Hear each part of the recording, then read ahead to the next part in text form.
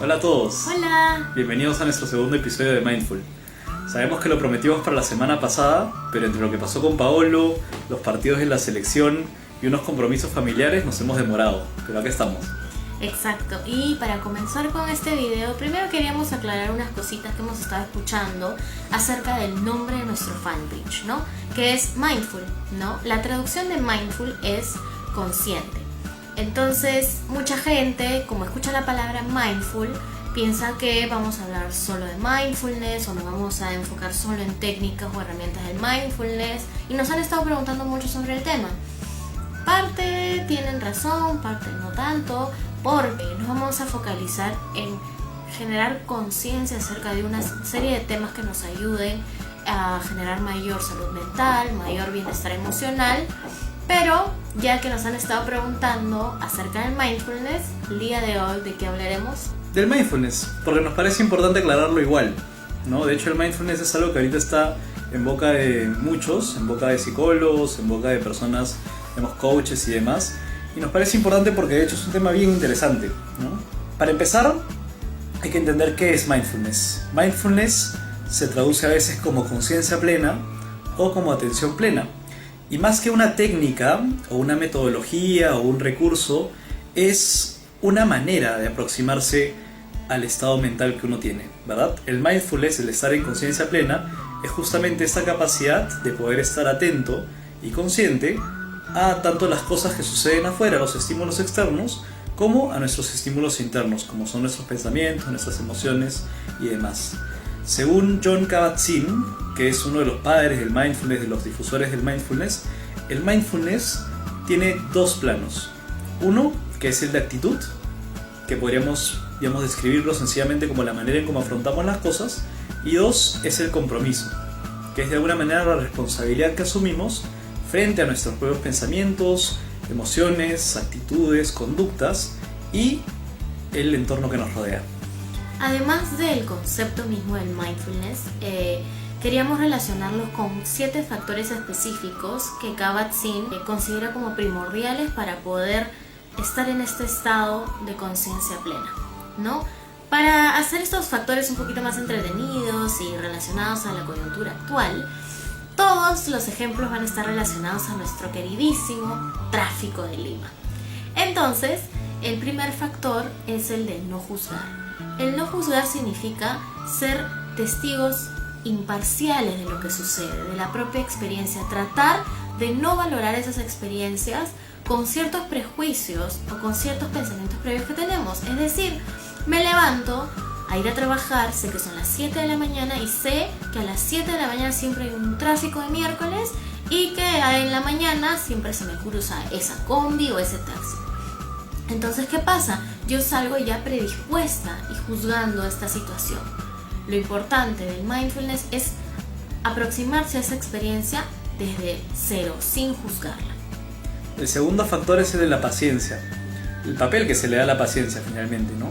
Porque, por ejemplo, si yo sé que va a haber tráfico, y yo sé que es un tráfico que no se va a desaparecer, digamos, de manera, o porque yo lo pido, o porque yo me moleste, o porque yo le grite al del frente, a veces es importante tener esa actitud de ser paciente, de saber que las cosas sucederán cuando tengan que suceder, avanzaré cuando tenga que avanzar, y que eso sea, de alguna otra forma, una postura saludable frente a mi forma de actuar, a mi forma de sentir y a mi forma también de relacionarme con lo que me está pasando.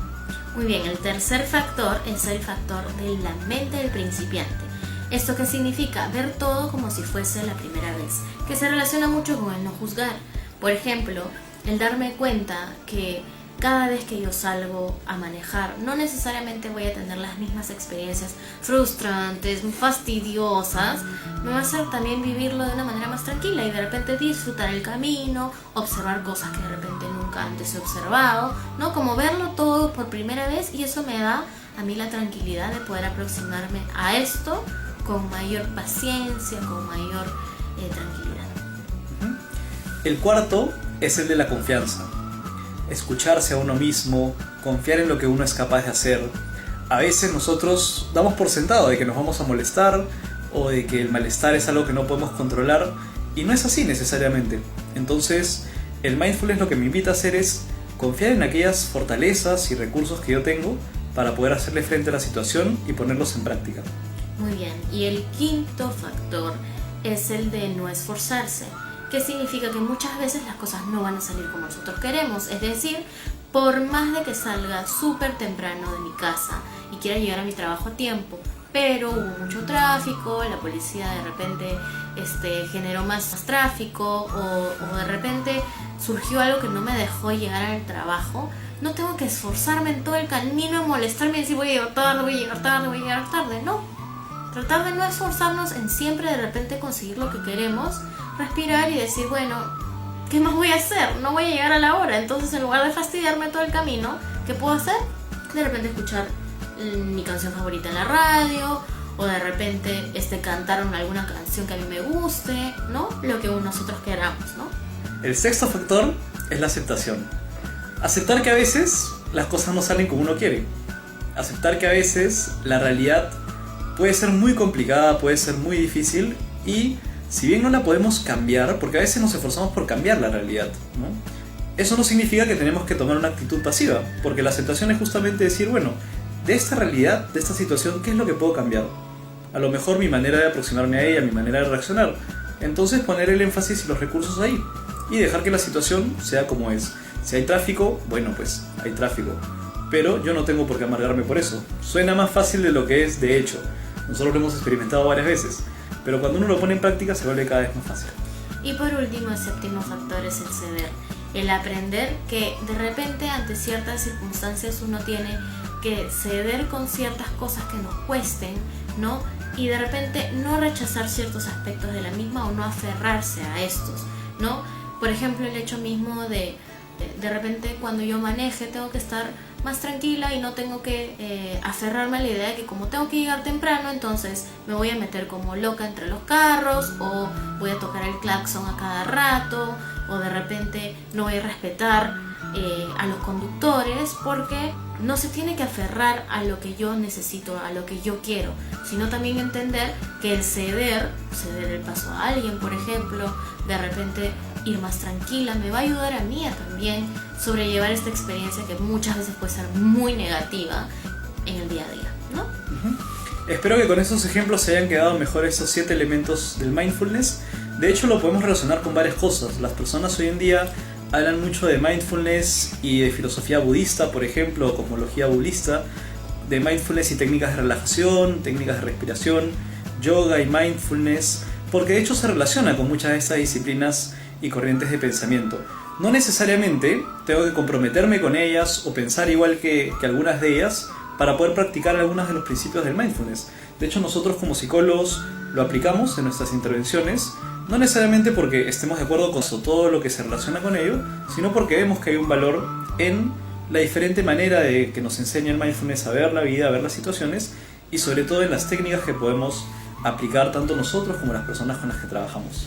Exacto, y el impacto del mindfulness es muy positivo en la persona, ¿no? Los resultados que vemos en diversas personas es que con estas técnicas, por ejemplo, de respiración, de relajación, el concepto mismo en cómo nos aproximamos hacia el otro genera un desarrollo saludable sumamente importante en la persona, una autorregulación emocional también, porque al pensar en estos factores yo comienzo a entender mejor mis emociones y a qué me pasa, no a dejarme llevar por lo que siento nada más, ¿no? Y el de verdad comprometernos con el ser conscientes cada día. Eso es súper complicado. Es bien difícil el constantemente estar pensando, no tengo que juzgar, tengo que ceder, mente del principiante. O sea, son varias cosas que uno dice, qué difícil es vivir esto en el día a día. Pero conforme uno lo va entendiendo mejor, se va a dar cuenta que se tiene que comprometer con uno mismo. Y que eso va a implicar de repente muchas veces sacrificios, o de repente tratar de practicar rutinariamente las cosas, y de todas maneras va a generar un aprendizaje saludable en la persona y un desarrollo emocional positivo. Y de hecho, no me acuerdo si lo dijimos, pero la idea principal del mindfulness es estar en el aquí y en el ahora. Es lo que te invita a vivir. Estate en el momento presente. Atiende a las cosas que están sucediendo en este momento. Ni estés preocupado por las cosas que dejaste ayer, lo que ya pasó, o lo que no hiciste o sí hiciste, ni tampoco por lo que vas a hacer, las ansiedades que a veces tenemos por las cosas, los pendientes, las preocupaciones. Estate aquí. Y estando aquí, aprovecha de la mejor manera el momento que tienes. Bueno, y con esto finalizamos nuestro primer video acerca del mindfulness. Esperamos que les haya gustado y les haya servido muchísimo. Pueden conocer más acerca del mindfulness. Si tienen alguna pregunta, duda, comentario acerca del video, por favor no se olviden en escribirnos, en comentarlos, en darle like al fanpage y estar cada vez más conectados con lo que es la salud mental. Los esperamos en nuestro siguiente video. Que gane Perú. ¡Chao!